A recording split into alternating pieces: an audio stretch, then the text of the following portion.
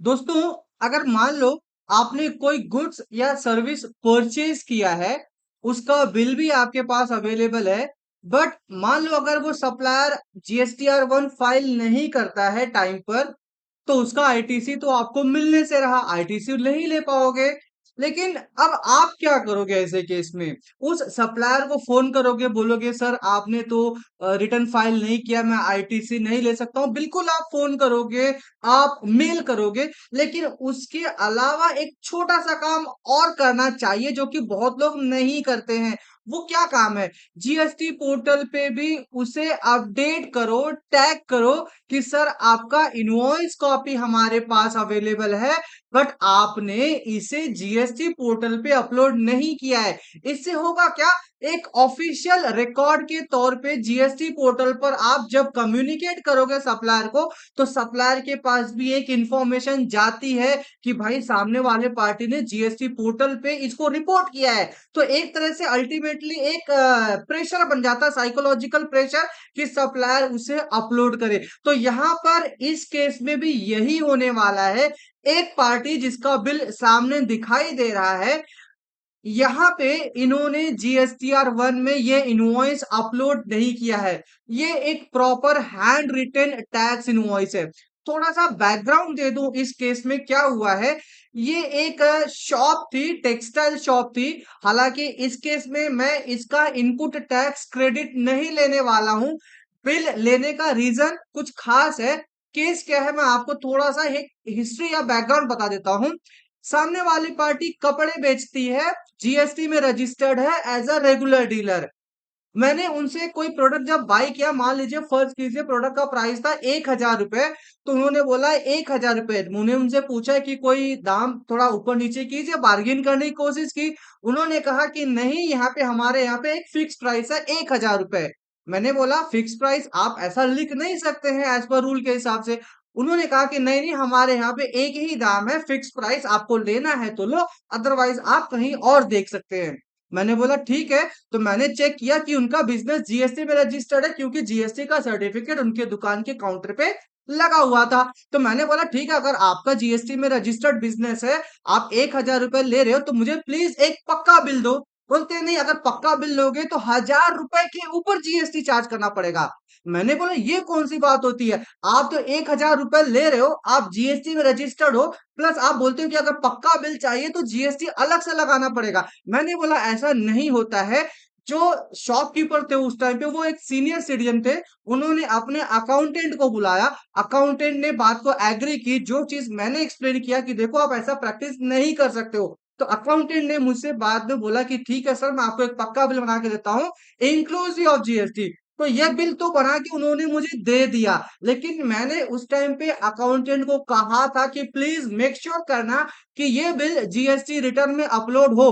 भले ही मैं इसका आईटीसी क्लेम नहीं करूंगा, लेकिन मुझे देखना है कि क्या आप कंप्लायंस फॉलो करते हो। आज वही केस हुआ है।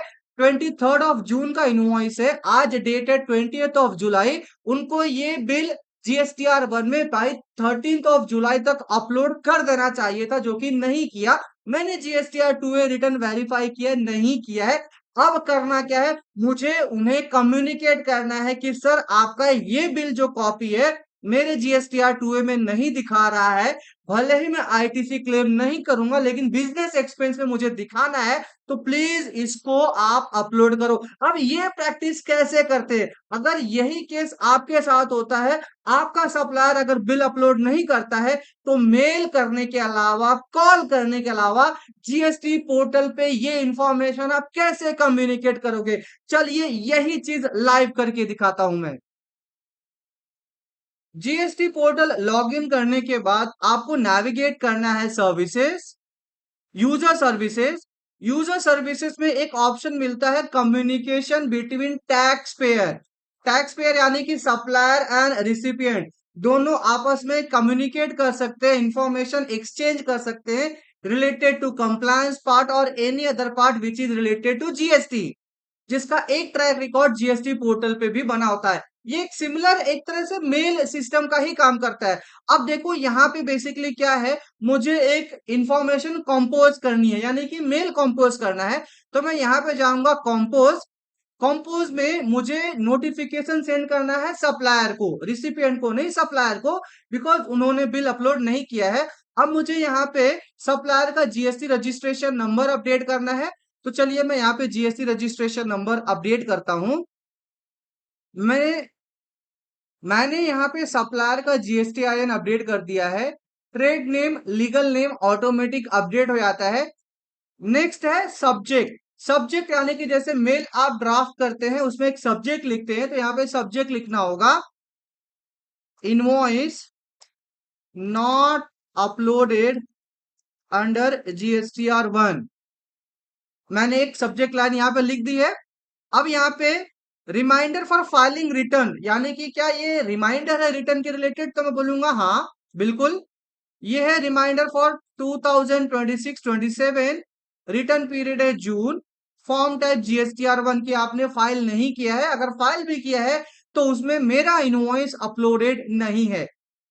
इसके अलावा क्या करना है, एक्शन रिक्वायर्ड यहाँ पे जाना है। एक्शन रिक्वायर्ड यहाँ पे ऑप्शन सेलेक्ट करना है फाइल मिसिंग डॉक्यूमेंट, आपने फाइल नहीं किया है। डॉक्यूमेंट टाइप है इनवॉइस। डॉक्यूमेंट नंबर एंटर करना है, यानी कि इनवॉइस नंबर जो उन्होंने पार्टी ने दिया है। अब यहाँ पे डॉक्यूमेंट नंबर देखना, फाइनेंशियल ईयर चल रहा है 2026-27, जो मुझे बिल दिया है उन्होंने डॉक्यूमेंट सीरीज क्या मेंटेन की है, 2021222152। ये सीरीज ही गलत है पहली बात तो, क्योंकि इसका मतलब मैंने पहले आपको बताया बैकग्राउंड की, वो कैश डील करते हैं, पक्का बिल किसी को नहीं देते। जब जीएसटी में रजिस्टर्ड है तो वो क्या करते हैं, बेसिकली इंक्लूसिव ऑफ जीएसटी लेना है तो लेते हैं, नहीं लेना तो नहीं लेते। यानी कि यहाँ पे एक केस है।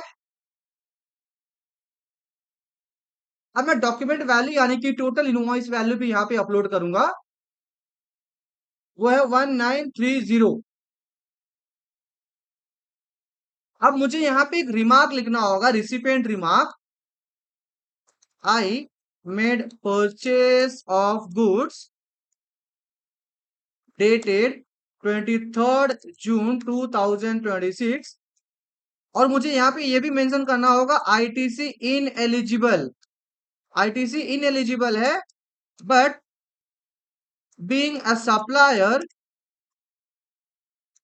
you have not uploaded the invoice on GSTR 1 return, as we are unable to declare such GST value in our return। यानी हम अपने रिटर्न में उसको दिखा ही नहीं पा रहे। Eligible in eligible that is a different part, but हम उसे दिखा नहीं पा रहे। अब मैक्सिमम 200 कैरेक्टर था तो मैंने यहाँ पे इंफॉर्मेशन लिख दी है। Now upload attachment, invoice upload करना है। Invoice copy, invoice copy attach हो चुकी है, जो कि as a proof of document मुझे यहाँ पे अपलोड करना होता है कि ये इनवॉइस है, आपने अपलोड नहीं किया। Now click on send. जैसे ही मैं ये सेंड करूंगा एक मेल की तरह उनको एक नोटिफिकेशन जाएगा उनके जीएसटी पोर्टल पे, प्लस साथ ही साथ उनको एक नोटिफिकेशन आएगा रजिस्टर्ड मोबाइल पर भी। Click on send, success, done.